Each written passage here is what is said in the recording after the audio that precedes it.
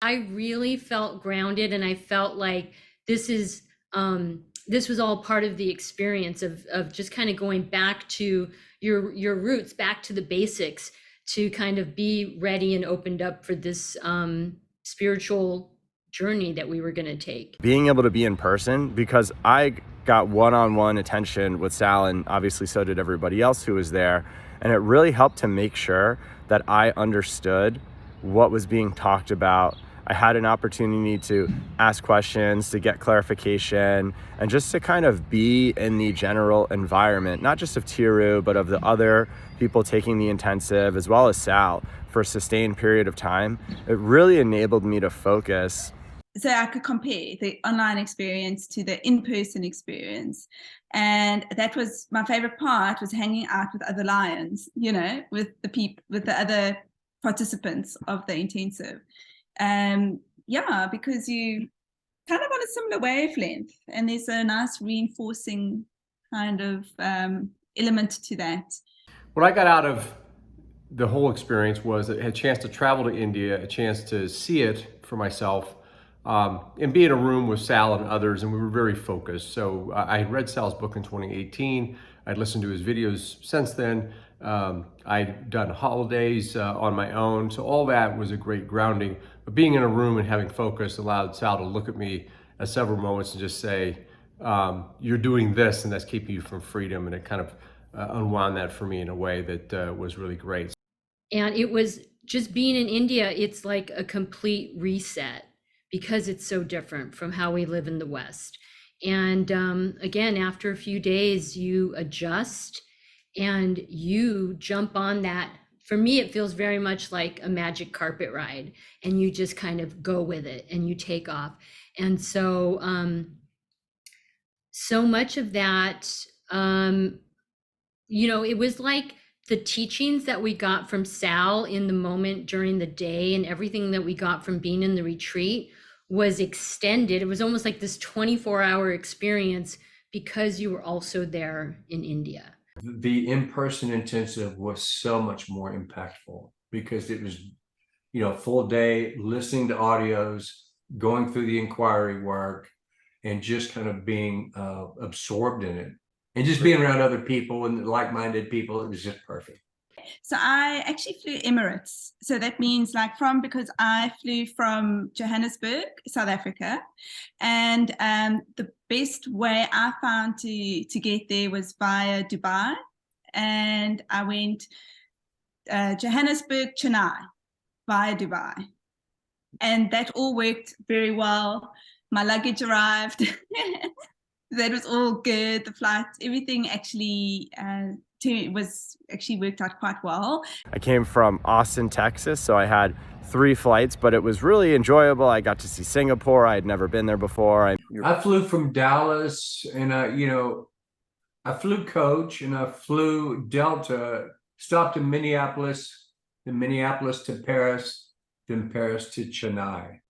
And all of it was really easy. I'm in Denver, Colorado, so I flew United to Newark, had a short layover there.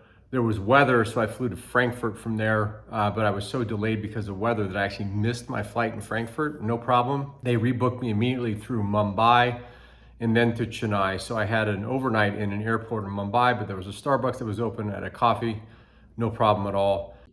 I flew from New York, and I did a stop in the Middle East in Dubai.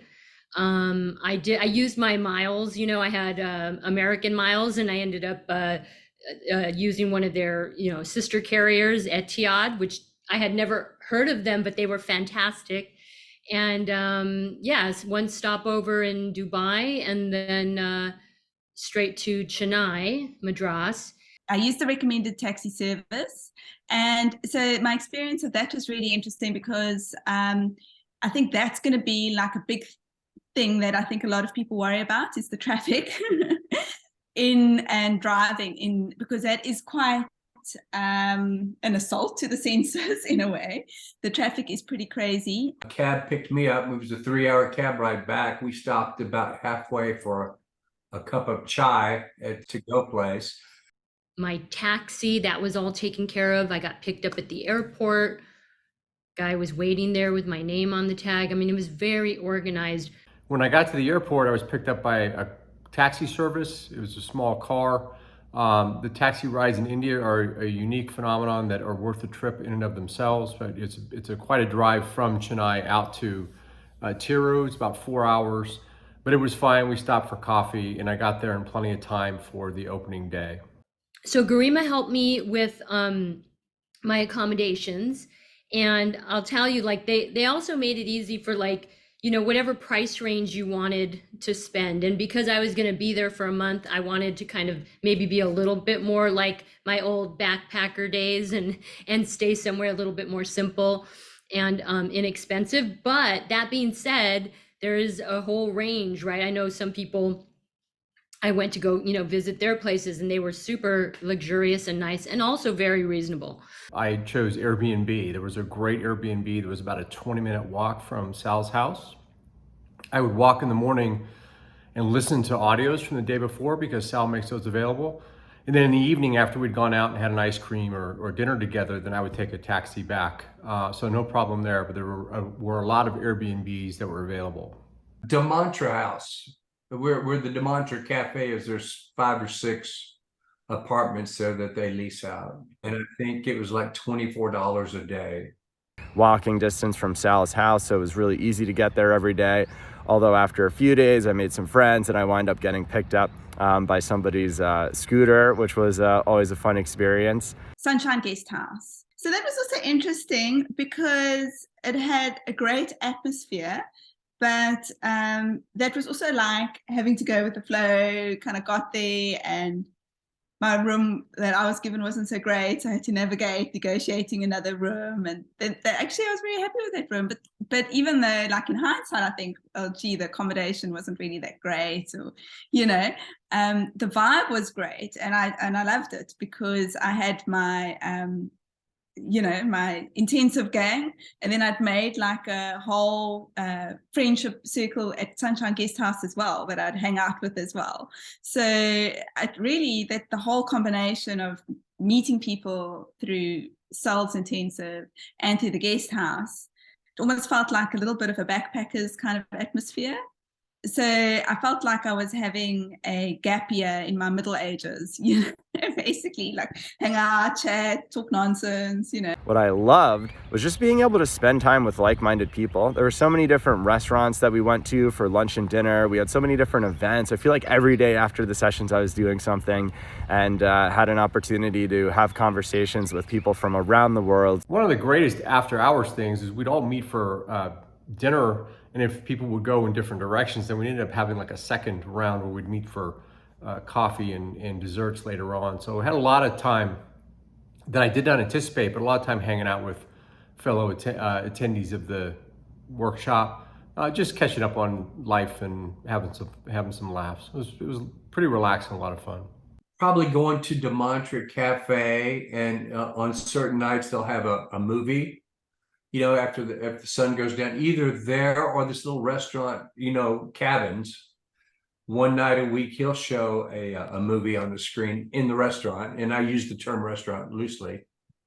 But yeah, I enjoyed it. I enjoyed the people there were fabulous.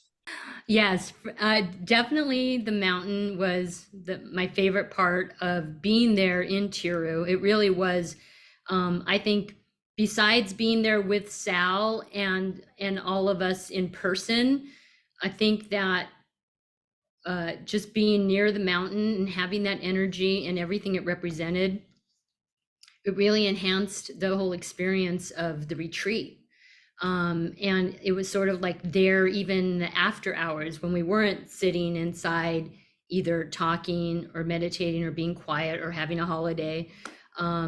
The mountain was always there. So I would say that was my favorite part of being in Tiru, was spending those any after hours either walking around the mountain or meeting somebody to go to the Ramana ashram that was right at the foot of the mountain, or also going and having, you know, a chai or a drink or something with our group and talking basically at the foot of the mountain. It felt like no matter where you looked, the mountain was there and you could really feel that energy and presence.